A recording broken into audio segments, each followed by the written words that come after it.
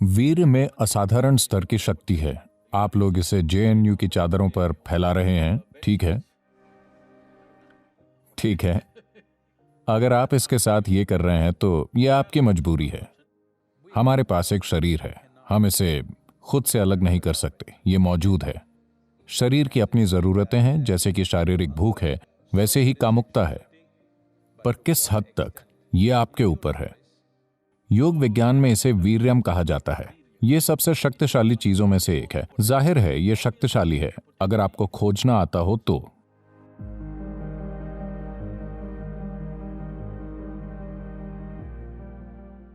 नमस्कारम सद्गुरु। मैं जानना चाहता हूँ कि जब कोई छात्र कॉलेज में कदम रखता है तो अचानक उसे भारी मात्रा में अश्लील सामग्री मिलती है जो अब तक उससे बहुत दूर थी, और उसे मज़ा आता है।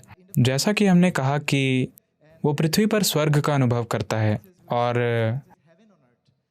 हमने उन लोगों के नए नाम भी रखे हैं जो बहुत ज़्यादा हस्तमैथुन करते हैं।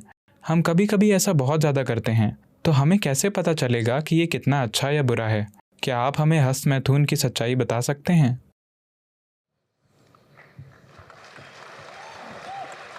ओह, ये एक लोकप्रिय प्रश्न लगता है।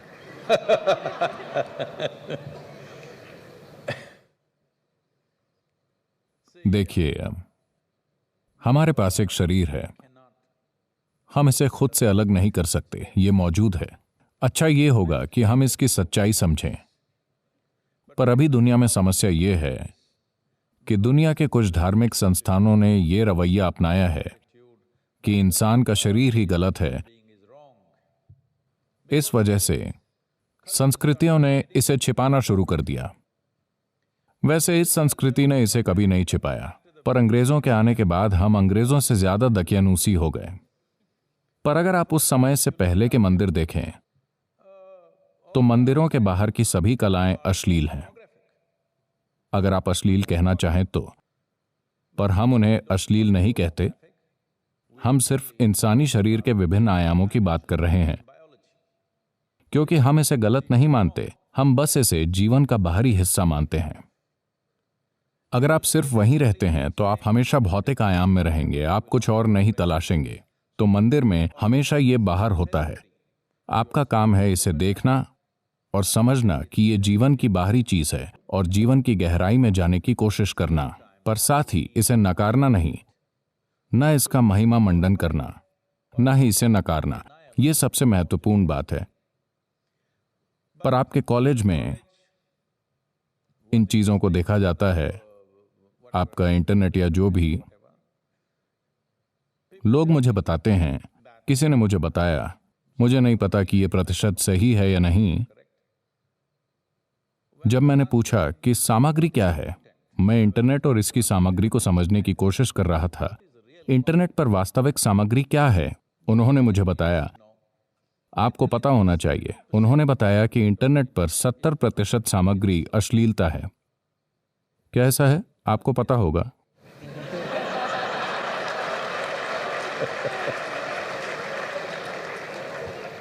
क्या कोई इस पर पीएचडी कर रहा है?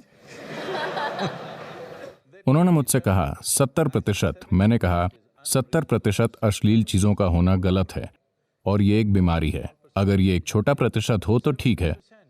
70% एक तकनीकी मंच पर जहां लाखों चीजें हो सकती हैं, दुर्भाग्य से वहां अश्लीलता है।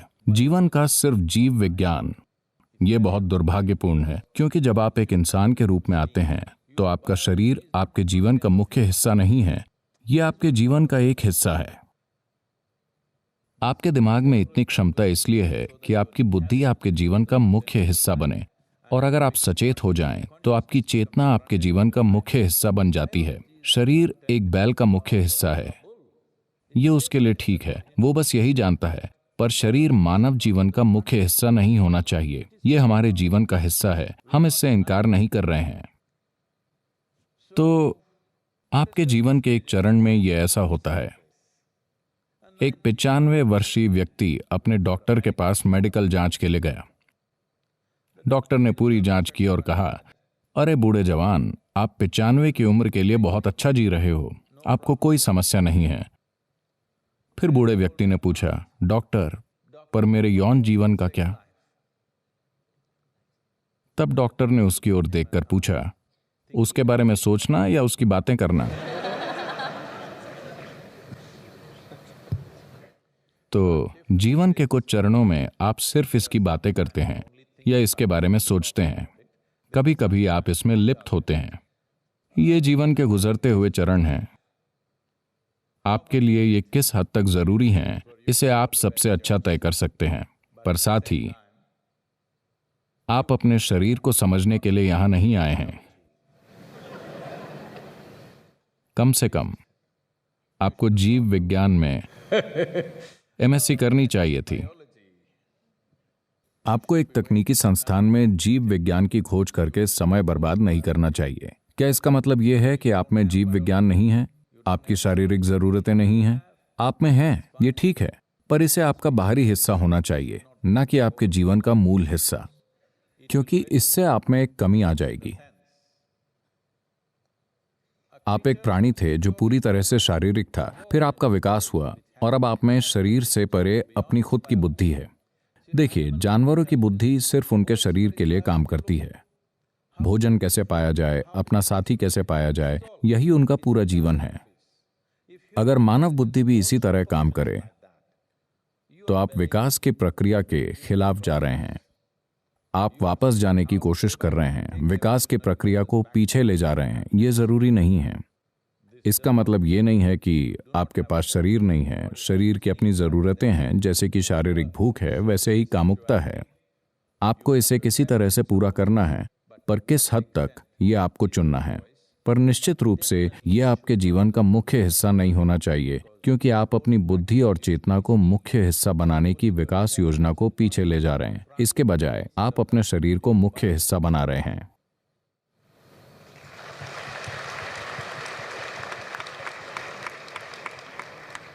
शारीरिक, मानसिक और आध्यात्मिक कल्याण के लिए मनुष्य का वीर कितना महत्वपूर्ण है। क्या वीर्य को बर्बाद करने से हमें आध्यात्मिक नुकसान हो सकता है? आप जानते हैं कि वीर्य आपके शरीर के अस्तित्व का आधार है, चाहे आप पुरुष हो या महिला, क्योंकि यह आपका 50% हिस्सा है। हाँ,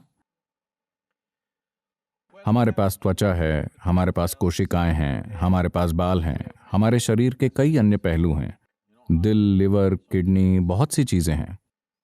इन सभी कोशिकाओं में अपनी अलग अलग शक्ति है। But semen is of an extraordinary level of potency, it can create a whole new life.